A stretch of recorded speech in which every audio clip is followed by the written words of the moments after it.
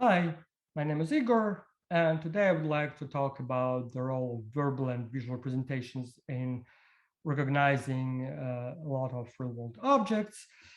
And just to remind, our visual long-term memory is pretty good in terms of both the number of objects and the detail that we can recognize.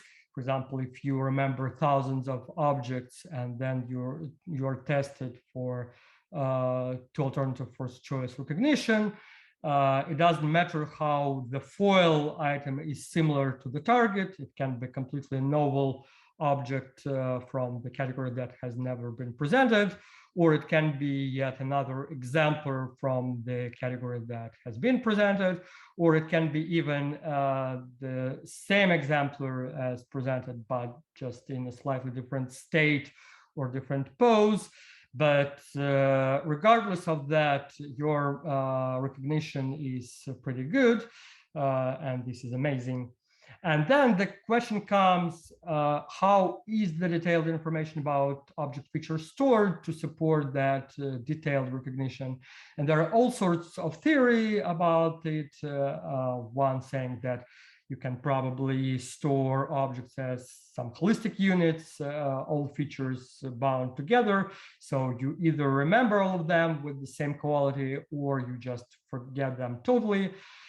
Or maybe you remember independent features. For example, you remember the exact coffee mug that you have seen, but you fail to remember whether it has been filled with coffee or empty. Or maybe this is a hierarchy of features, which is asymmetrical dependence, like you remember the coffee mug and you can remember its emptiness or fullness, or you can forget it.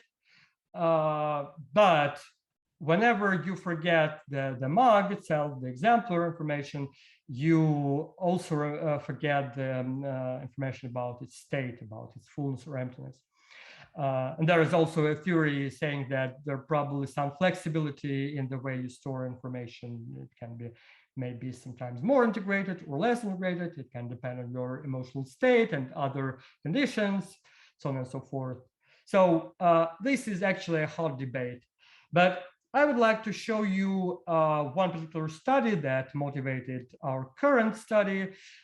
We recently published it, and we actually used a very simple paradigm to test feature independence or dependence. So in the study phase, people just learned a few hundred items visually, and there were always paired items belonging to the same basic category, like two coffee mugs, two toolkits, two umbrellas, or whatever. And half of them were presented in two same states, like the toolkits here, both open. And another half was presented in different states, like the coffee mugs, one empty, another full. And then at the test phase, people had to choose the exact state for each exemplar. So they had to pick two actually items. And then we tested how accurate they were. And looking at our results, first of all, we measured exemplar recognition accuracy, and it was high. So people had good exemplar memory. And also the graph here shows that people were good at discriminating whether the features, the states were same or different as a function of their real sameness or difference in the study phase. So their exemplar memory is also reasonably good, and their state memory is good as well. But when it comes to conjunctions, we found that they were good at remembering same states. But when it comes to objects presented in two different states, they dropped actually to chance levels. So they totally failed to bind exemplar and state information together. And our original interpretation is in terms of how visual features are represented in memory. So if the states are, for example, the same, then you just remember both exemplars and you strongly remember their fullness, and it is no problem to link between them. But when the states are different, then you probably remember both exemplars, and you remember that one was full and another was empty, but you have no strong idea which was full and which was empty, and this is a binding failure. And so this suggests the independent character of storage. But this is the original story, which is in terms of visual representations.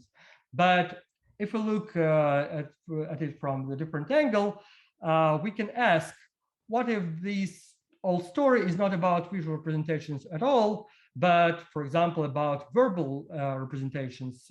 So it is easy to imagine that when people see real-world objects and meaningful states, they can encode them verbally. For example, they can have a label mug and label full for two same state condition, and it is not hard to link between them. But when the states are different, they have link mug and they have links full and empty, and then they have no idea how they're linked together, and that leads to a lot of binding failures.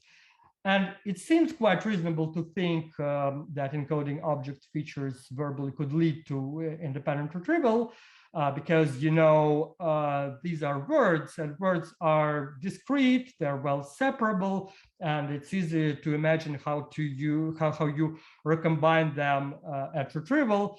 Probably much easier to imagine that than to imagine that you store openness as a visual feature separate from the mug itself.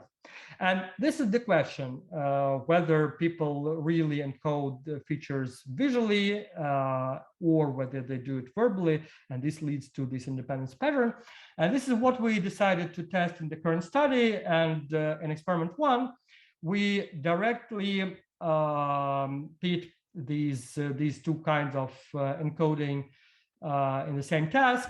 So the paradigm was quite similar to what I have just shown you, and people had to memorize a lot of items. Half of them were visual, half of them were verbal descriptions.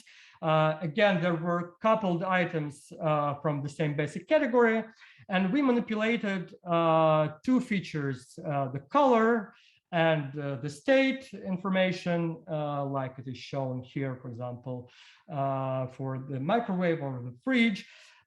They could be same, they could be different, and since there are two features manipulated orthogonally, they could be four different conditions overall that are shown here. At test, we used the 4FC recognition. People had to pick the correct combination of color and state for each item, for each visual item, for each description. And how we analyzed the data, we separately estimated accuracy for each feature. For example, if your target is a closed yellow fridge and your alternatives are like that, whenever you choose the correct color, it is counted as a correct color response, even if the state information is incorrect. And the same is true for the state reports. Okay, going to the results. We looking at the visual part of the test, we can see that there was an effect, and was significant, and it was actually in the expected direction. So there was some interference when the target feature or feature of interest was different across items. But I draw your attention to the effect size, which was actually really small, and I ask you to remember that for a while. And although even though verbal memory was not our subject of interest, we also measured it, and there was the same effect of interference when the features were different. Okay, so far so good. And so this is how the interaction between visual and verbal representations look when they are different, when separated in an experiment. And in experiment 2, we asked how it might look when we make people remember all information only visually.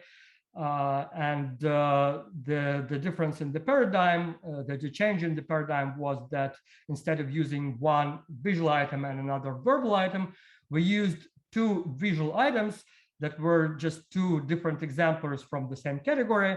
And the rest of manipulations were exactly the same in terms of color and state, their sameness or difference, and so on and so forth. So we tested memory for each exemplar separately, and the rest was the same as in the previous experiment. And looking at the result, we can definitely see that the effect is much, much stronger than in the previous experiment. And it is supported by statistics. The effect sizes are now very big. And we see that these effects are really feature specific. So when the color is the same, in both conditions, when it is the same, color reports are good. And when the state is the same, the state reports are good. And when the features are different, the corresponding reports are a chance. Or looking at it in another way, if the color is same and state is different, then the color report is specifically good and the state report is bad. And it is mirrored in the condition when the color is different and same is the state is same. So it is really, really feature specific, and this is good support for feature independence. And now let's just recap the results of both experiments in terms of feature memory. And we definitely see that the effects are much, much stronger in the second experiment with visual interaction.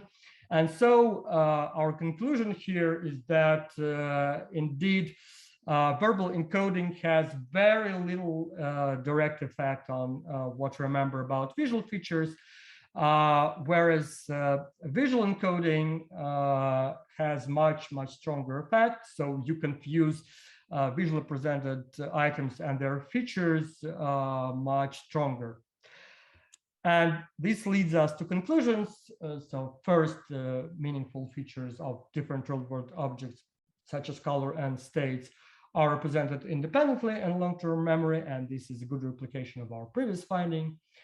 And also, most importantly, the pattern of feature independence has little to do with their verbal encoding, but is rather visual in nature. And that's it for today. I would like to thank my collaborators, Platon Tikhonenko and Tim Brady. And of course, I would like to thank you for your attention, and I look forward to your questions.